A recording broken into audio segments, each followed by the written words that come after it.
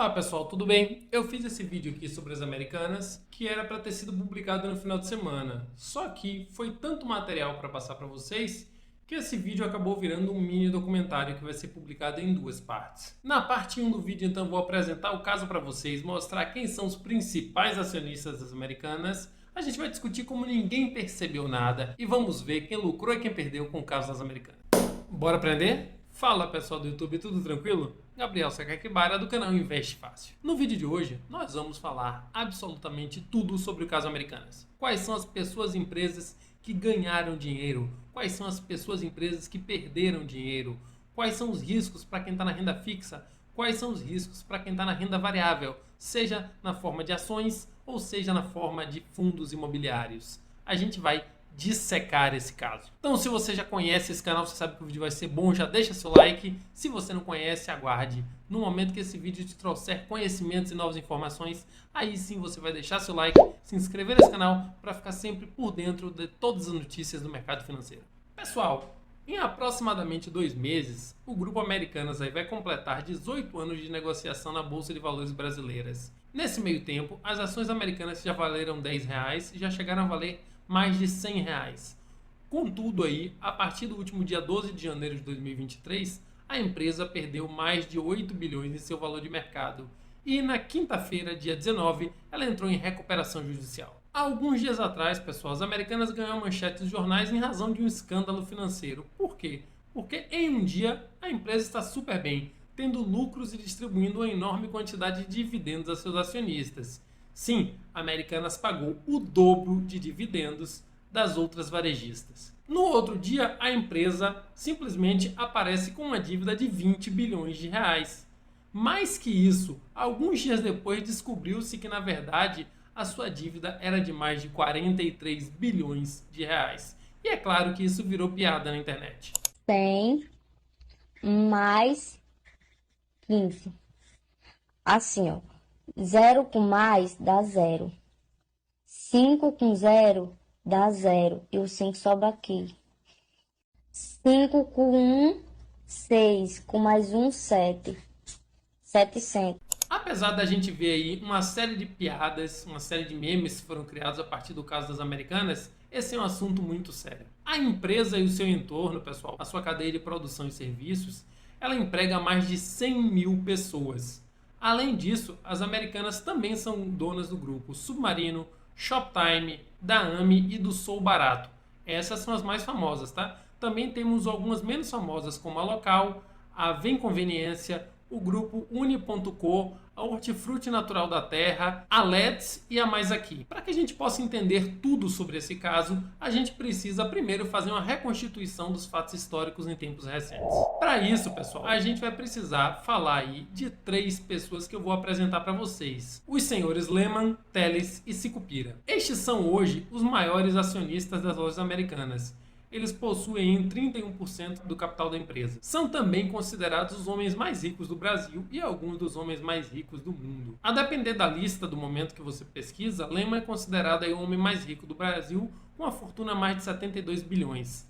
Em terceiro lugar está Marcel Telles, com uma fortuna de quase 53 bilhões. E em quarto, a gente tem Carlos Sicupira, com quase 40 bilhões de reais. O que é que a gente tem de comum aqui? Se a dívida das lojas americanas é de 43 bilhões, individualmente a fortuna de cada um deles já seria suficiente para praticamente quitar as dívidas da empresa. Mas primeiro vamos pensar aqui, vamos discutir qual que é a história desse trio. Em 1971, então, o Jorge Paulo Lehman pegou dinheiro emprestado com 2 investidores e comprou a corretora Garantia. Em 1972, essa corretora contratou o Marcel Hermann Telles para trabalhar com ele. Em 1973, enquanto Lehman praticava a pesca submarina, ele conheceu o Carlos Alberto Sicupira e convidou ele para trabalhar também na corretora Garantia. Em 76, durante o governo militar do presidente Geisel, a corretora foi autorizada a se tornar uma instituição financeira. Então nasceu o Banco Garantia. Assim começa a primeira sociedade deles 3. Chegamos ao ano de 82, quando as Americanas estavam com um problema gravíssimo de gestão financeira. Então o que acontece? O Banco Garantia, onde trabalhava esse nosso querido trio, resolveu comprar a empresa. De acordo com as próprias palavras do Lehman, a A empresa estava tão barata que mesmo que desse tudo errado, ele poderia vender os imóveis e ainda obter lucros. Depois de comprar a empresa, quem passou a controlar ela foi o Beto Sicupira. Tem uma coisa curiosa com a história das Americanas, que ao contrário dos outros grandes players do mercado, as Americanas costumam manter as lideranças da empresa durante longos anos, tá? Em 1993, Beto Sicupira assumiu o controle e ele contratou um cara para trabalhar na empresa, na área financeira, uma pessoa conhecida como Miguel Gutierrez. Miguel Gutierrez logo se destacou por bater sempre as metas, ser um funcionário muito dedicado. E logo ele virou o braço direito de Beto Sicupira.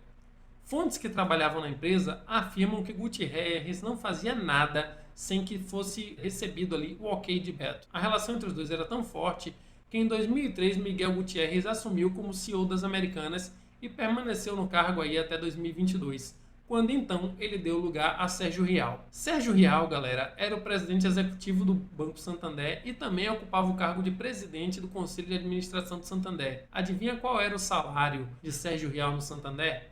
60 milhões de reais por ano. Agora imagina, se o cara ganhava um salário desse e ele aceitou trocar o Grupo Santander pelas Americanas, é que a oferta deve ter sido melhor ainda. E foi isso que aconteceu. Sérgio Rial saiu do Santander e foi ser CEO das Americanas. Só que chegando lá, por incrível que pareça, ele permaneceu apenas 9 dias no cargo e então pediu demissão. Antes de pedir demissão, ele fez um comunicado à sociedade e aos acionistas. E nesse comunicado, ele informou sobre uma inconsistência contábil que foi encontrada no balanço da empresa. Essa inconsistência dizia que havia uma dívida de 20 bilhões, que depois a gente descobriu que virou mais de 43 bilhões. Só que aí chama a atenção de um fato pra gente. Veja só, uma empresa tão grande, controlada anteriormente por gente tão experiente quanto o nosso trio aí de homens mais ricos do Brasil. Como que todo mundo deixou passar um erro tão grosseiro, um erro tão crasso? Será que essa contabilidade foi feita de maneira errada? Ou será que existe realmente algum caso de fraude? Pessoal, 43 bilhões de reais é equivalente ao PIB do Mônaco. Mônaco é aquele país onde ocorrem as corridas de Fórmula 1, onde o Ayrton Senna era o grande campeão, lembra? O GP de Mônaco, que o Senna dirigia muito bem. É o PIB de Mônaco, é o valor da dívida das Americanas. O que chama mais atenção e eleva aí os indícios de que possa ter havido fraude é que só no ano de 2022 os acionistas das Americanas receberam mais de R$500 bilhões distribuídos como lucro. Para reforçar ainda esse caráter de estranho, foi distribuído 95% dos lucros da empresa, sendo que, pessoal, a legislação brasileira obriga que seja distribuído no mínimo 25% do lucro, mas a Americanas não, distribuiu 95%. Depois ainda a gente descobriu que isso não era nem lucro, né? Porque a empresa tinha dívidas, quem tem dívida não pode estar lucrando. E aí surge outra dúvida, será que as lideranças da empresa não sabiam de nada a ponto de aceitar distribuir 95% do lucro obtido na forma de dividendos? O que sabemos é que como a empresa não tinha colocado essas dívidas no balanço, isso permitiu com que ela distribuísse esses 516 milhões de reais para os sócios majoritários, como o nosso famoso trio, e os sócios minoritários, como você aí que tem 100 pila em ação das Americanas. 100 pila quer dizer 100 reais, tá? Agora olha que interessante, imagine que uma empresa dessa toma dinheiro emprestado junto a bancos públicos e bancos privados. E aí, por um problema contábil, ela não percebe que tem dívidas a pagar. Então, ela distribui parte dos lucros dela na forma de dividendos. Então, o que aconteceu na prática? Ela pegou o dinheiro emprestado junto a um banco, tá? E pegou parte desse dinheiro e distribuiu como lucros e dividendos. E depois diz que não tem como pagar. Aumentam os indícios de que houve fraude quando a gente dá uma olhada o que os controladores da empresa estavam fazendo com as ações das Americanas. Primeiro, quem são os controladores da empresa? É o pessoal da tesouraria, os executivos e os controladores de uma forma geral. É gente que desempenha um papel tão importante dentro da empresa que sempre que eles realizam alguma operação com as ações da empresa, seja de compra ou seja de venda, eles precisam reportar isso para a CVM, a Comissão de Valores Mobiliários. O que a gente sabe é que eles realizaram algumas operações que a gente vai ver agora. Primeira informação que eu vou mostrar para vocês aqui então, ó. Esses são os dados dos controladores da empresa. Pessoal da tesouraria, executivos e controladores de maneira geral. Aqui a data que a operação foi realizada, né, no caso o mês, qual foi a operação, qual foi o valor, qual era o preço médio da ação e qual foi a quantidade comprada. Então percebam que de setembro de 2021 até março de 2022, o pessoal que estava no comando da empresa não parava de comprar ações. Eles compraram aqui desde quando a ação custava R$ 38,00 até quando a ação custava R$ 28. A gente percebe que foram compradas mais de 26 milhões de ação a um preço médio de R$ 31,73. E o valor total utilizado na compra foi R$ 827.948.728. Porém, pessoal, a gente percebe que entre agosto e outubro de 2022 a situação mudou. As operações mudaram de compra para venda, tá?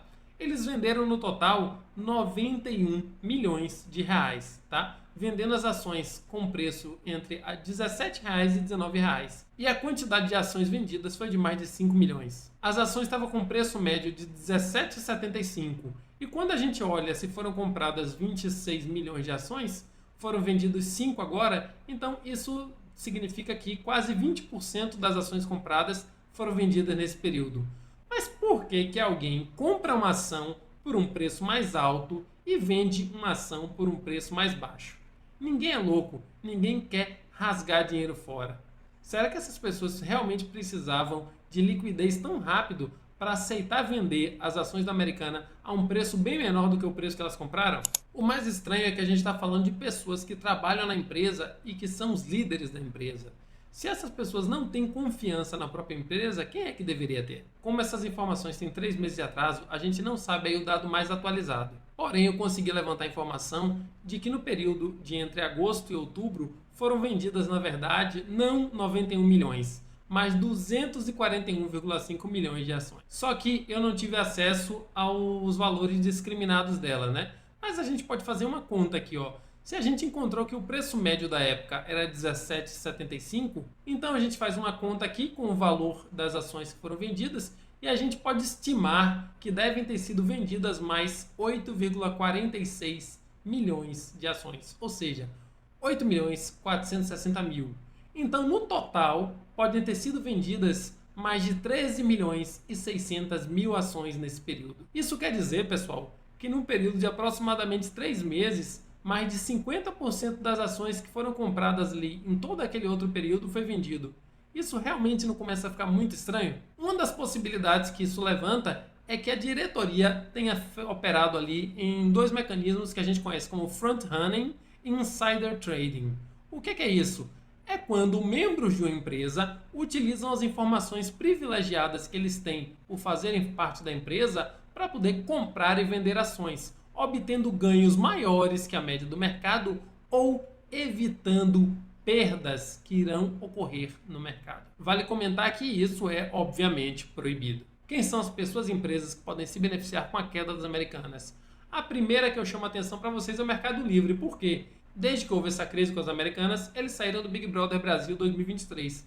E o Mercado Livre prontamente comprou o espaço de publicidade junto à Globo. E agora virou aí o patrocinador master do evento.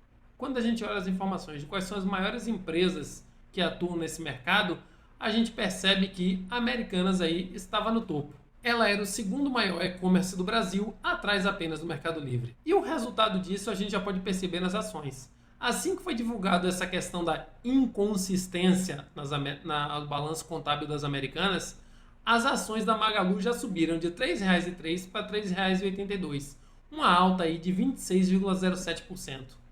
O Mercado Livre também teve uma alta, foi mais discreta, foi de R$ 40,01 a cotação para R$ 47,39. E quem mais teve prejuízo com o que ocorreu com as Americanas?